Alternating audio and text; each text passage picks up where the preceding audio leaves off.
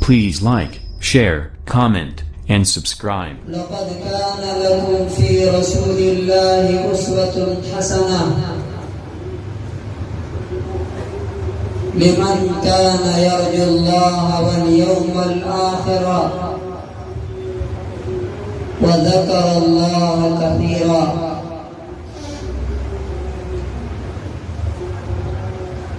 وقال النبي صلى الله عليه وسلم حين سئل أنهلك وفينا الصالحون قال نعم إذا كثر الخبث. رواه البخاري. हर किस्म की तारीफ अल्लाह रब्बुल इज्जत के लिए है जिसके कब्ज़े कुदरत में हम सब की जानें हैं। वही अल्लाह जिसने हमसे पहले लोगों को पैदा किया, वही अल्लाह जिसने हमें ये जिंदगी नसीब की है, और वही खुदा तारीफ के काबिल है जिसके पास एक न एक दिन हमें पलट करके जाना है, जो कहता है वत्तकू यौमन तुरजाऊन फीही इलल्लाह। उस दिन से डरो जिस दिन तुम वापस अल्लाह के पास लाए जाओगे। फकैफ तत्तकून इन कफरतुम।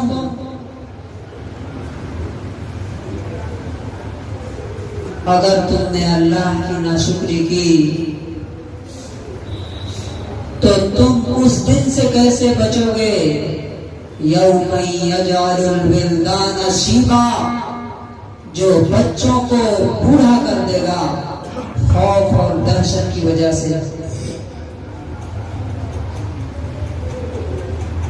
इस जिंदगी का असल मसला क्या है? इस जिंदगी का सबसे बड़ा इशू, सबसे बड़ा प्रॉब्लम क्या है, जो अगर हल करने में हम कामयाब हो गए तो असल में हम कामयाब होंगे। वो एक ही है कि मैं और मेरे बच्चे, मैं और मेरे बच्चे क़यामत के दिन दोज़ख की आग से बच गए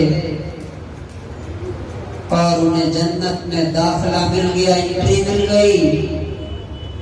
फ़क़द फ़ाज़।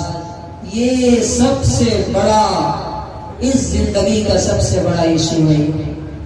बाकी सारे मसाइल छोटे छोटे, जितने इश्यूज हैं ये सब खुद ब खुद सॉल्व होते जाते हैं जिंदगी के साथ साथ। लेकिन ये मसला दुनिया की कोई ताकत हल नहीं कर सकेगी अगर हमने इसके लिए कोशिश नहीं की तो। इसीलिए नबी पाक सल्लल्लाहु अलैहि वसल्लम ने अपनी जिंदगी में 23 साल जिंदगी में सबसे बड़ा जो काम किया वो यही किया कि इंसानों को किस तरह से दोज़ख की आग से बचा करके जन्नत में ले जाया जाए। पूरी जिंदगी आपने इसी के लिए वक्फ कर दी।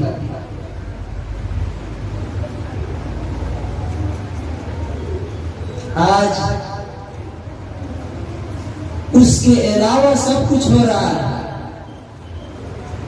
वो काम नहीं हो रहा जिसको कहते हैं तरबियत, तज़किया। अब देखिए उसकी वजह, उसके बुरे असरात क्या हो रहे हैं। ये बात आज तीसरा जुमा है, तीसरा खुतबा है इस टॉपिक पे। पूरी दुनिया को तो हम नहीं समझा सकते, लेकिन हम चाहते हैं कि कम से कम जो लोग यहाँ बैठे हैं वो इस बात को समझे जरा। ये बात समझना बेइंतहा जरूरी है कि रसूलुल्लाह सल्लल्लाहु अलैहि वसल्लम बहैसियत मॉडल, आइडियल, बहैसियत नमूना आपने क्या बनाया अपनी जिंदगी में। पिछले हफ्ते मैंने बताया था कि आपने न कोई पक्की मस्जिद बनाई, न अपने लिए कोई पुख्ता मकान बनवाया, न कोई कुआं खुदवाया, बल्कि आपने दुनिया के जितने रिसोर्सेस थे वो सारा का सारा इस बात पे लगा दिया कि इंसान इंसान बन जाए। नतीजा क्या हुआ? 23 साल में 5 लाख सहाबा किराम की ऐसी जमात तैयार हुई कि दुनिया ने कभी उस जैसी पाकीज़ा जमात नहीं देखी।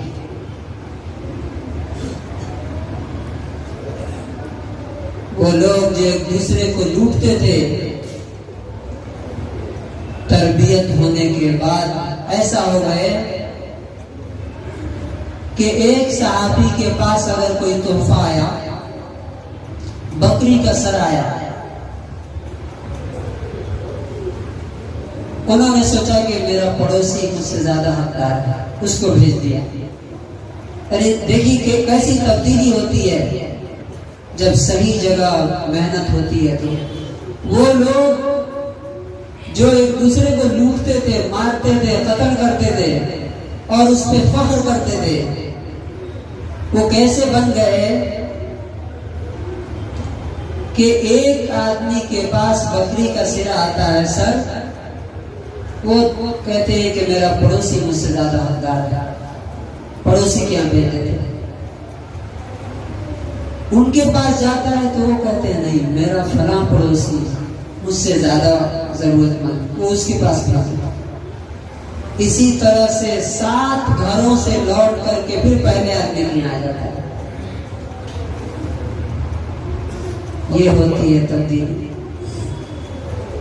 आज क्या है?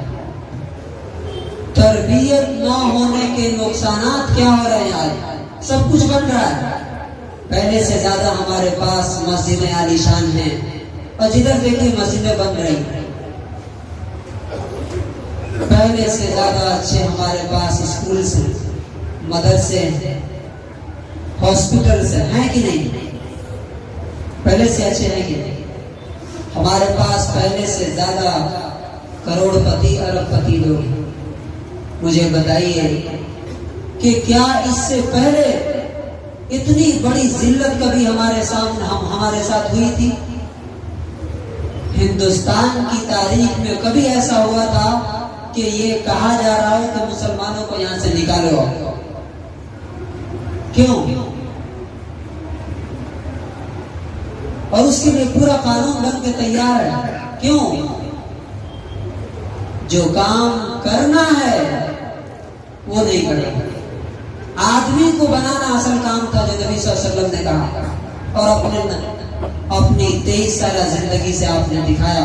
वो काम नहीं कर रहे हैं, बाकी सारी चीजें बना रहे हैं, पत्थरों पे मेहनतें कर रहे हैं। अब उसका नतीजा क्या है देखिए।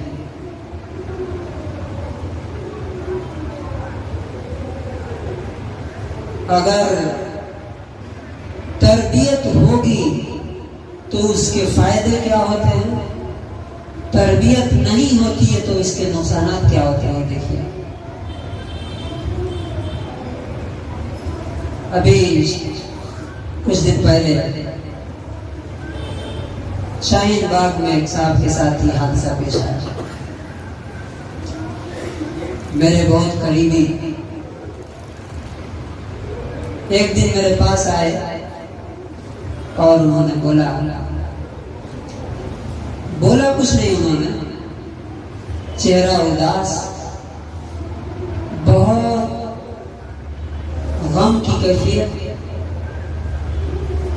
तो मैंने पूछा कि क्या हाल है? कहने लगे कि बस बताने के काबिल नहीं।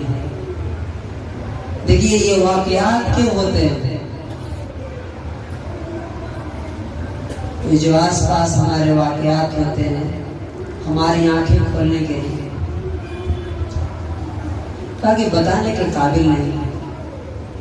तो मैंने कहा कि आप मेरे पास अगर आए हैं बताने के लिए तो बताइए, नहीं तो कोई बात नहीं। तो उन्होंने जो बात बताई, मैं कुछ देर के लिए बिल्कुल ऐसा लगा कि जमीन पैरों के नीचे से खिसक गई। कहा कि मेरी दोनों बेटियां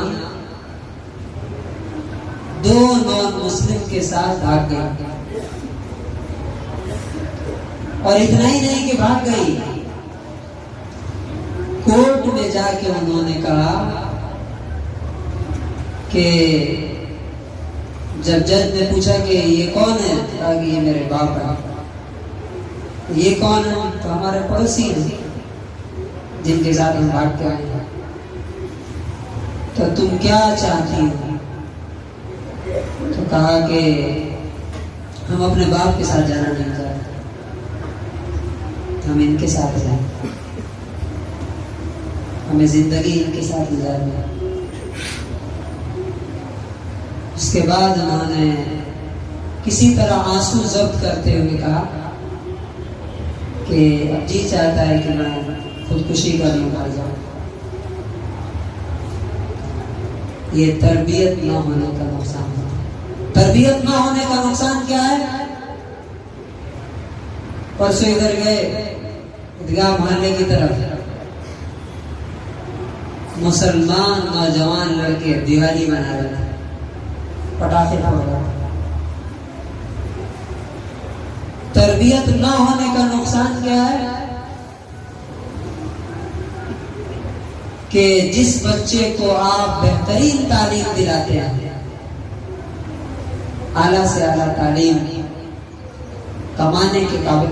अच्छा, एक धोखा है हम लोगों के बीच में, इसको क्लियर कर लीजिए पहले। शैतान ने और शैतानी लॉबी ने हमारे जहन में ये बात भर दी है, तालीम तालीम, एजुकेशन एजुकेशन एजुकेशन। और हम क्या समझते हैं? एजुकेशन बेहतरीन दे दो इनको, पैसा कमाने के लायक बना दो, ये हमारे वफादार बन के रहेंगे हमारे बच्चे। मैं मिंबर रसूल से कसम खा के कहता हूँ, जो मैंने हालात देखे हैं लोगों के, हमारे घर के बगल का वाकया, एक बाप ने अपने पूरी जमीन जायदाद जितना हो सकता था बेच करके अपने बेटों को पढ़ाया। एक बेटा जर्मनी में, एक बेटा सऊदी अरब में। जब पढ़ लिख करके वो काबिल हो गए, पता है क्या सिला दिया उसका? बाप ने अपने बेटे की शादी लगाई, बेटे ने इनकार कर दिया। और इतना ही नहीं, 4 साल तक वो घर नहीं आया, और जब बाप मर गया तब भी घर नहीं आया। बाप मर के कब्रिस्तान चला गया, फिर भी घर नहीं आया। जर्मनी वाला जर्मनी में, सऊदी वाला सऊदी में, क्यों आएगा भाई? आपने क्या दिया उसे? याद रखिए, औलाद को अल्लाह से जोड़ने की कोशिश नहीं की, अल्लाह का डर और खौफ पैदा नहीं किया, तो औलाद लात मारेगी जैसे मार रही है। और अल्लाह ताला उन्हीं से जलील कराता है, क्योंकि ये अल्लाह का हुक्म है ना। मैं देखता हूँ बहुत से लोग आके सुनते हैं यहाँ पे अल्हम्दुलिल्लाह, लेकिन ऐसा लगता है कि कानों पर और दिलों पर मुहर लगा हुआ है। 1 इंच एक बाल के बराबर जिंदगी में तब्दीली नहीं है। उनके बच्चे पहले से बेनमाजी थे, आज भी हैं। वो पहले से जैसे थे वैसे ही हैं, वो बदलने की कोशिश नहीं करते। मैं ये वाकयात इसलिए सुनाता हूँ कि आप इंतजार कीजिए, अगर इस राह पे हैं तो इंतजार कीजिए, कल आपके साथ यही होने वाला है। तरबियत न होने का नुकसान क्या है? तरबियत न होने का नुकसान ये है कि एक मुसलमान गलती करता है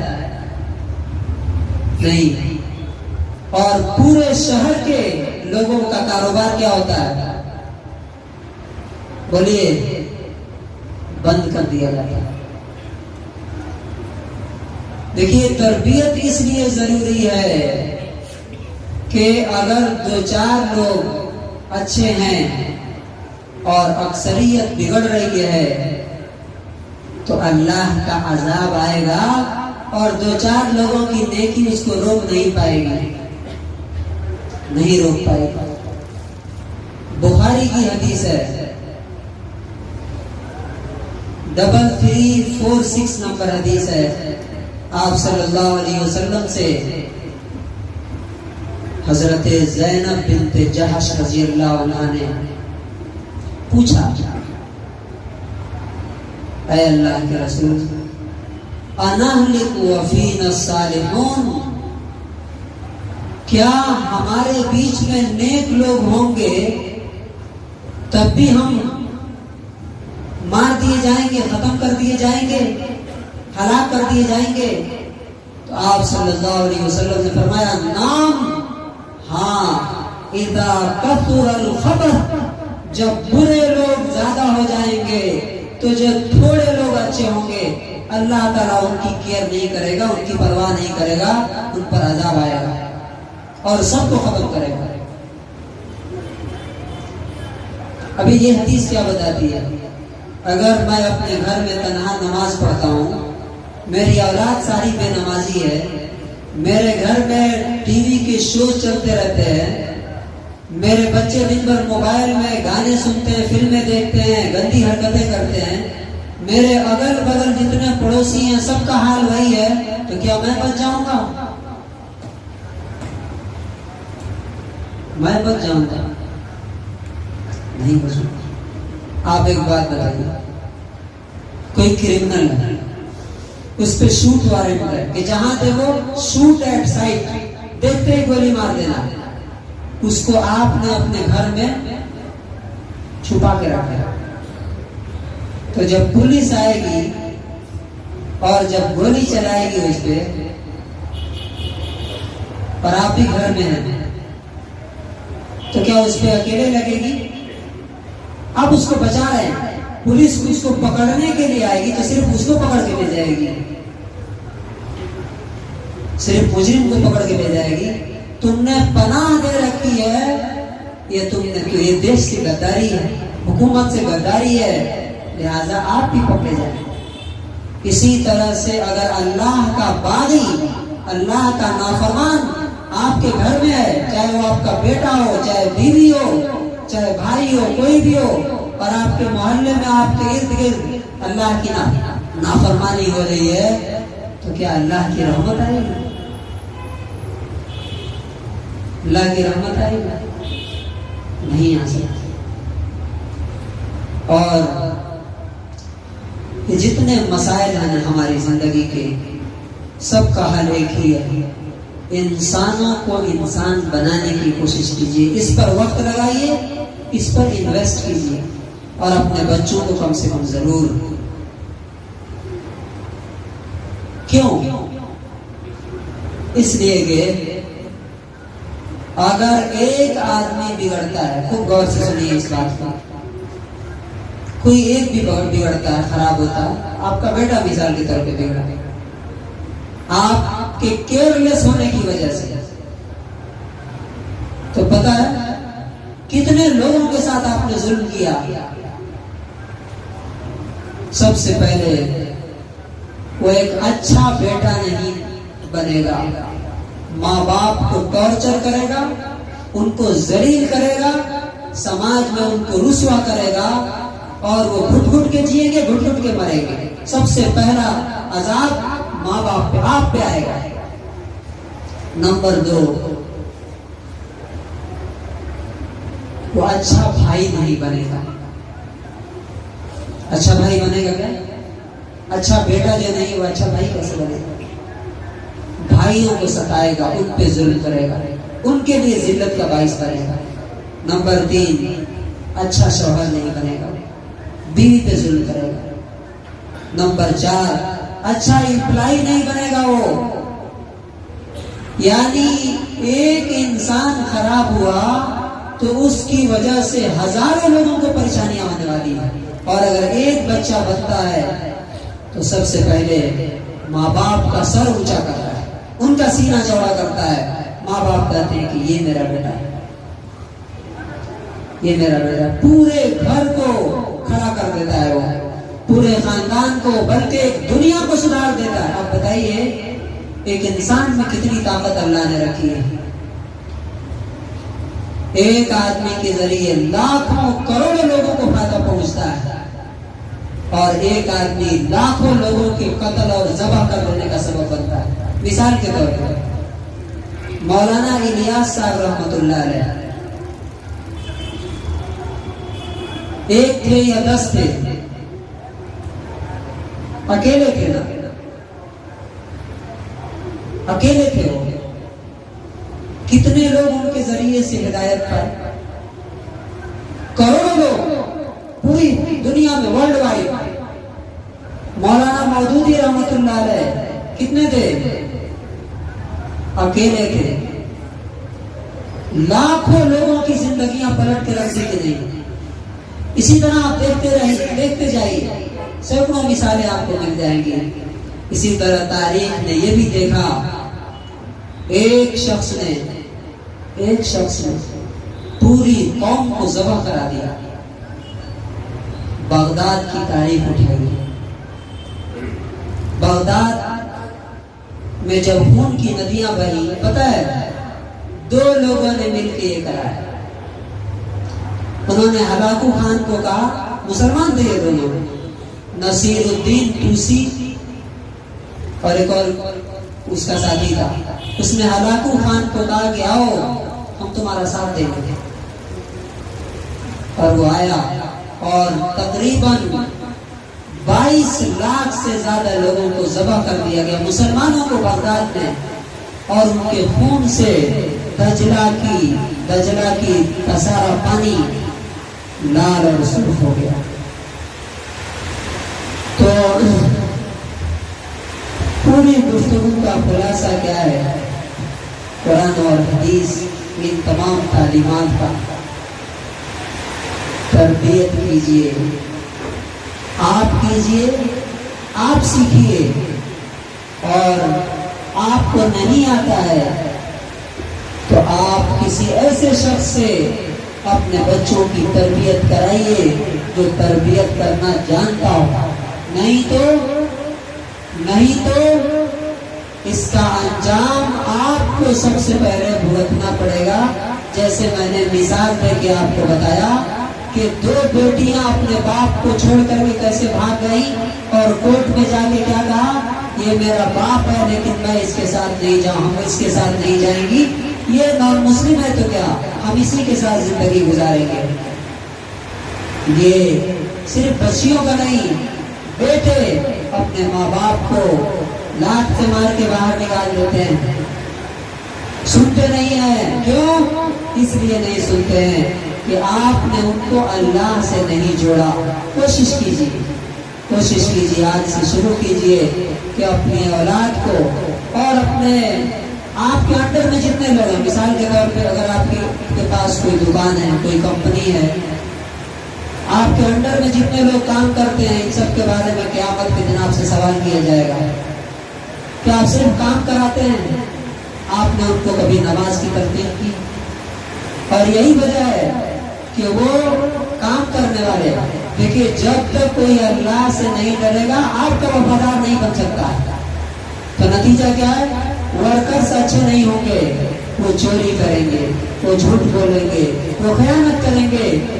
अगर वो उनकी तरबियत होगी तो वो अच्छे मुसलमान भी बनेंगे, अच्छे वर्कर भी बनेंगे, अच्छे मुसलमान भी बनेंगे, अच्छी औलाद भी बनेंगे, अच्छे मुसलमान भी बनेंगे, अच्छे पड़ोसी भी बनेंगे। सारा का सारा मामला बस इंसान को बनाने का है। आइए इंशाअल्लाह कोशिश करें आज से कि हम अपने बच्चों की तरबियत करेंगे, अपने आसपास हमारे अंडर में जो लोग हैं उनकी तरबियत करेंगे। नहीं मालूम है तो पूछिए, जानने वालों से पूछिए।